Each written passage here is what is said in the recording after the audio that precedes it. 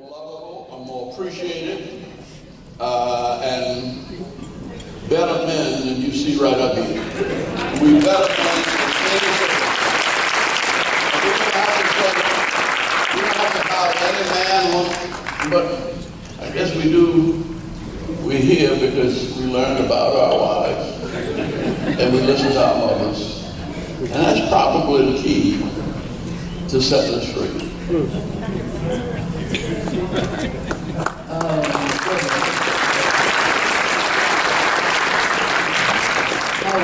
How wonderful those remarks, Ambassador. Dr. Simpkins, Reverend Harry, what do you have to add to what Ambassador has said? My mic is not working. Yes, it is. Yes, it is.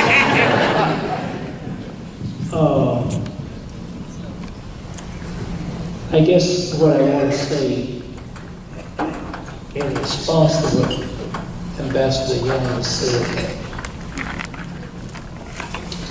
thank you for coming to Shreveport.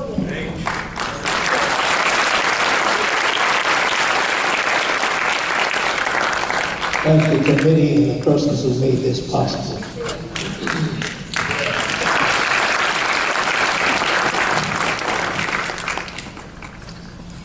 My background is vastly different from Dr. Simpkins and Dr. Young. I was born and reared and lived on a plantation until I finished high school. So I experienced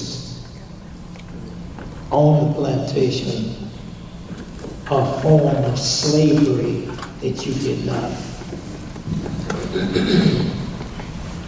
I want to thank, and I wish I could make a motion tonight and have the city of Shreveport endorse it.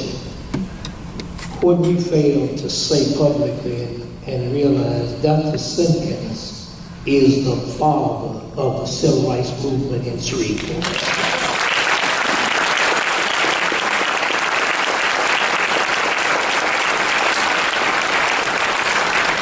I believe this day has been a long time coming, but it's here. Thank you for what you did.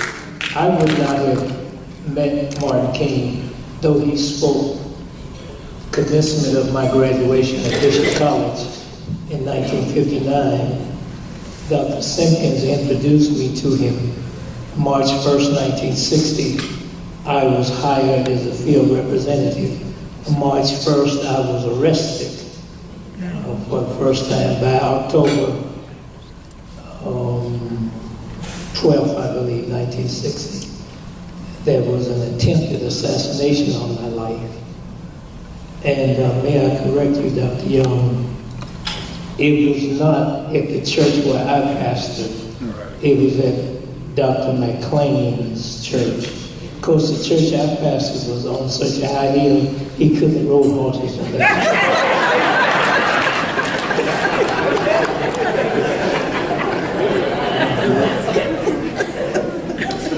I was sitting at the table reminiscing when the NAACP was outlawed in Louisiana.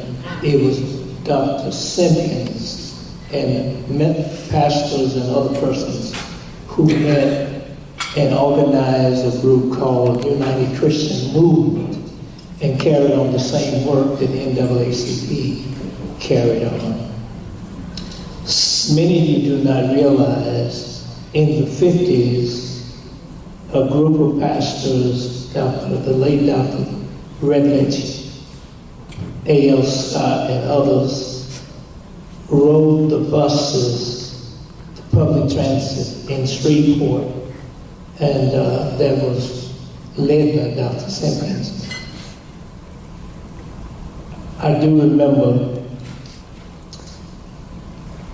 I hate to admit this, I never participated in a march because Dr. Simpkins had me organizing it. Never sat in a lunch counter. I do remember this. I was arrested. Dr. White Walker and I were arrested in Shreveport, kept in jail for, I don't remember how many days or hours, on a mental observation. And Dr. Wyatt said I had not been cleared of that charge yet. So, if there was some way I could make a motion and get it done, that Dr. Simpkins be officially known as the father of the civil rights movement of Shreveport. I second the motion. All in favor? Anybody opposed, go home. Thank you. Can I say something before you start, Dr. Simpkins? Harry says it was a disadvantage growing up on a plantation. And I agree. I can't argue with that. But Dr. Mays, president of Morehouse College, grew up on a sharecropper plantation.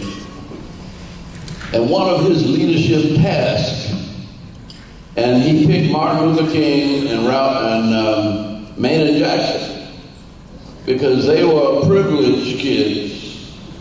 And one summer, they had to spend a summer on a plantation in Connecticut working in the tobacco fields, crawling in the dirt under 3-foot shade for shade-grown tobacco. And he made Maynard Jackson go 2 summers.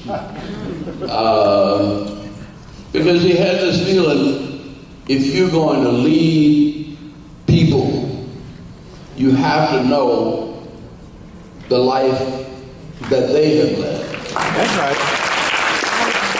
Now, I didn't grow up that way, but my daddy put me out because I wouldn't be a dentist, that's simple. He said, no. Here's what he actually said. He said, all the preachers I know are either poor or crooked. And I don't want you to be either. So if you're thinking about preaching, I'm through. If I'm through college, you're on your own. And so I ended up having wash dishes, clean floors. I had 4 jobs to get through seminary. But that was a blessing. And then I had my church was more country than anything Shreveport has ever seen. And so all of my members picked cotton, and they used to make me, and cutting okra is worse than picking cotton. And so, I mean, that's where I was for 3 years of my ministry before I got to SCLC. Makes my hands So I know what you're talking about. At the same time, I would never let my members feel sorry for themselves. And I never and the owners of those plantations were very, very rich people from the north. And I said, yeah, but we all are God's children. And you have to pray for them when they sin, just like we have to pray for each other in church. Amen. Well, unfortunately, I lived on a plantation, but I didn't let the plantation get in. That's right.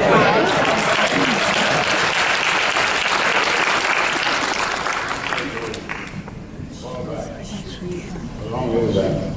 Am I going? It was a long way back.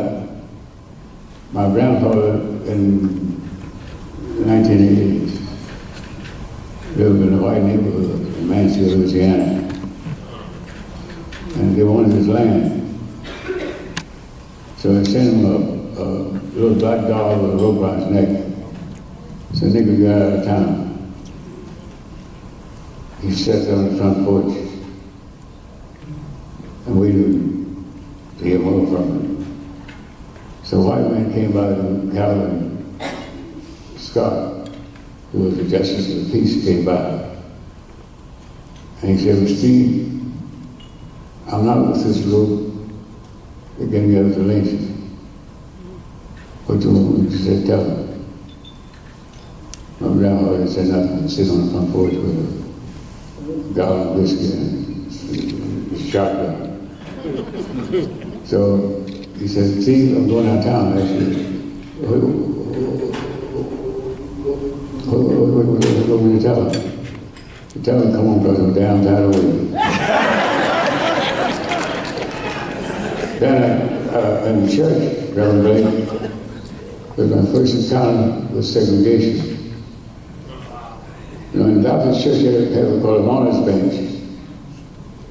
And one Christian sat on the mourner's bench. Well, there were 9 of us on the mourner's bench.